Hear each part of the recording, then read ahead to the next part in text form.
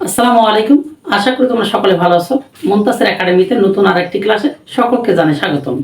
আজকের এই ক্লাসে আমরা নবম এবং দশম শ্রেণীর 3.1 এর 9 এবং 10 নম্বর অঙ্কটি সমাধান করব। তোমরা শুরু থেকে শেষ পর্যন্ত ক্লাসগুলো দেখো, তাহলে আশা করি তোমরা কি এই অঙ্কগুলো সহজেই বুঝতে পারবে। চলো তাহলে আমরা কি ক্লাসটি শুরু করি। ওকে, বোর্ডে যে আমরা অঙ্কটি দেখতে পাচ্ছি সেটা আছে 9 নম্বর অঙ্কটি।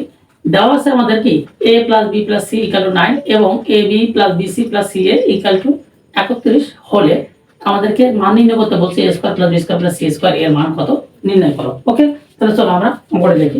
তাহলে প্রথমে আমাদেরকে দেওয়া আছে, আমরা যদি দেখি দেওয়া আছে। ওকে, দেওয়া আছে আমাদের কি এটা আমরা লিখতে হবে।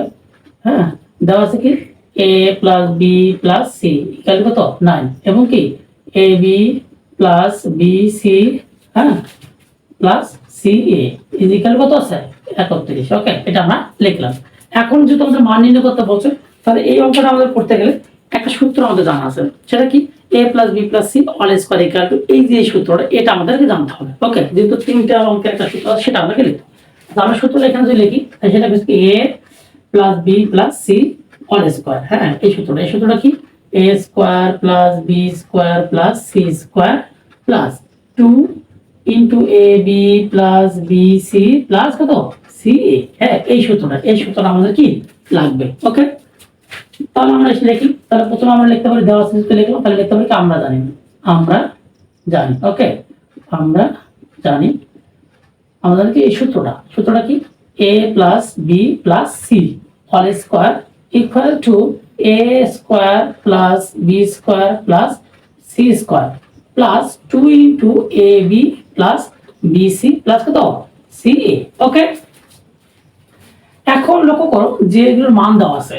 একটা মান আছে a plus b plus c এর মান দেওয়া আছে কত 9। তাহলে আমরা কি বসাই 9, তারপর স্কয়ার দিলাম ইকুয়াল টু এটা আমাদের মান বের করতে বলছে। তাহলে আমাদের এটা কি এইভাবে রেখে দেব। তাহলে কি লিখব a square plus b square plus কত c স্কয়ার প্লাস 2।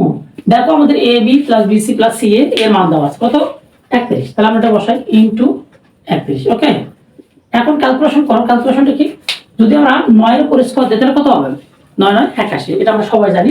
তাহলে আমরা কি 81 লিখলাম ইকুয়াল টু এটা আমাদের মান বের করতে বলছে। তাহলে আমরা এটা কি যা আছে তা লিখলাম। ওকে, প্লাস এটা আমরা ক্যালকুলেশন করি। তাহলে কি 2 দিয়ে যদি আমরা 31 গুণ করলে কত হবে 62। ওকে, 62। এখন কথা হচ্ছে এটা আমাদের এখানে প্লাস অবস্থা আছে, পার করে দিলে কি হবে মাইনাস। আমরা জানি কি কোনো সংখ্যা যদি প্লাস থাকে পার হয়ে গেলে কি সমান যদি আমরা পার করে দিই তাহলে মাইনাস হয়ে যায়। তাহলে আমরা লিখতে পারি এটা 81 মাইনাস এটা পার করে নিলাম 62, তাহলে মাইনাস হয়ে গেল। আর এখানে কি a square plus b square plus কত c স্কয়ার। ওকে, এখন ক্যালকুলেশন দেখো যে এটা আমরা এদিকে পার করার সম্পূর্ণটা কি হলো a square plus b square plus কত c স্কয়ার। ওকে, এখানে আমরা অতএব দিতে পারি। আর এটা থেকে ক্যালকুলেশন করলে কত হবে, এই ক্যালকুলেশন কত হয় যে 81 থেকে 62 বাদ, তাহলে কত হবে মেবি 19। This is answer 19। এটা আমাদের কি a + b a square + b square + c square মান।